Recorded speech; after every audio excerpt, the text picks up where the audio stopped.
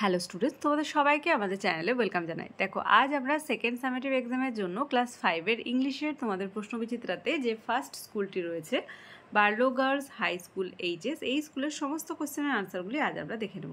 তাহলে চলো দেরি না করে ক্লাসটি শুরু করি। প্রথমেই দেখো প্যাসেজ দিয়েছে, read the following passage carefully and answer the question given below. কি বলছে দেখো, প্রীতম বলছে ডিড কুমুদ রঞ্জন কি ইন্সপায়ার অনুপ্রাণিত করেছিল হিম তাকে টু রাইট পোয়েমস, মানে কবিতা লিখতে কুমুদ রঞ্জন কি নজরুলকে অনুপ্রাণিত করেছিল? ফাদার তখন বলছে ইয়েস, হ্যাঁ, but Nazrul was also influenced by Rabindranath. Nazrul আরও অনুপ্রাণিত হয়েছিলেন রবীন্দ্রনাথের দ্বারা and the Persian poets like হাফেজ অ্যান্ড খয়াম, এবং পার্সিয়ান কবি হাফেজ এবং খয়াম দ্বারা। রহিম তখন বলছে ডিড ইউ নো, তুমি কি জানো that Nazrul join the army, Nazrul join করেছিল আর্মিতে আন্ডার দ্য ব্রিটিশের আন্ডারে একটা আর্মিতে নজরুল জয়েন করেছিল। He was in the 49th Bengal regiment, যেটা ছিল 49তম বাংলার বাহিনী। After the first world war, প্রথম বিশ্বযুদ্ধের পর the regiment was disbanded in 1920, সেই সৈন্যদল 20 সালে ভেঙে দেওয়া হয়। কেম টু ক্যালকাটা, তাই তিনি কলকাতায় চলে আসেন। ফাদার তখন বলছেন অ্যাট দ্যাট টাইম, ওই সময় Indians had Ryzen against the British rule, মানে ইন্ডিয়ান তখন ভারতীয়রা জেগে উঠেছিলেন ব্রিটিশ শাসনের বিরুদ্ধে। নজরুল প্রোটেস্টেড, নজরুল প্রতিবাদ করেছিলেন against the cruelty of the British in his own way. Nazrul তার নিজের মতো করে ব্রিটিশদের বিরুদ্ধে প্রতিবাদ জানিয়েছিলেন। In fact he also started writing poems, এমনকি তিনি শুরু করেছিলেন কবিতা লিখতে, এসেস, গল্প অ্যান্ড সংস, গান লিখতে টু ভয়েস হিজ প্রোটেস্ট, মানে প্রতিবাদের সুরে তিনি কবিতা, গান, গল্প এগুলো লেখা স্টার্ট করেছিলেন। He is the rebel poet of India, তিনি ছিলেন ভারতের বিদ্রোহী কবি। দেখো, write T for true and F for false statements. First কি আছে, Nazrul serve the Indian army under the British rule, এটা হবে true.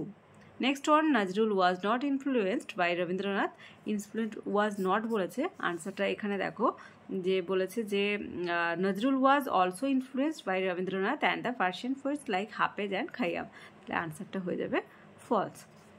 Next one, Rabindranath was the rebel poet of India, একদমই না, কারণ কি Nazrul is the rebel poet of India, তাহলে এটাও হয়ে যাবে ফলস। পেয়েদের first question, complete the following sentences taking information from the text. Nazrul was influenced by the Persian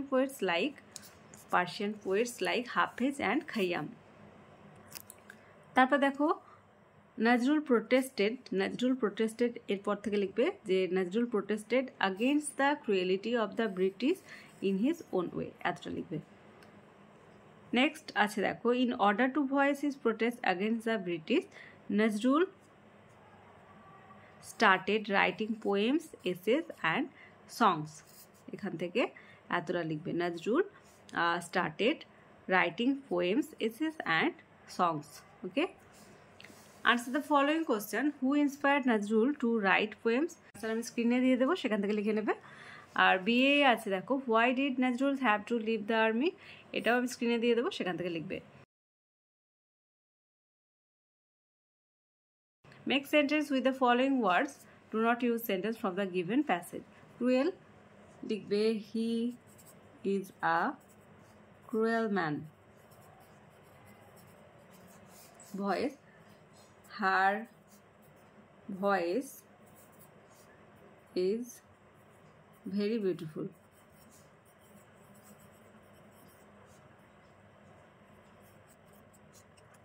grammar and ভোকাবুলারিতে দেখো, ফার্স্ট কি রয়েছে, write the opposite of the following words.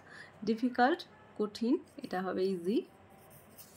Sweet, shower, sweet মানে মিষ্টি, শাওয়ার মানে টক। Straight, সোজা, curly. Fill in the blanks with adverbs given in the list. There is one extra.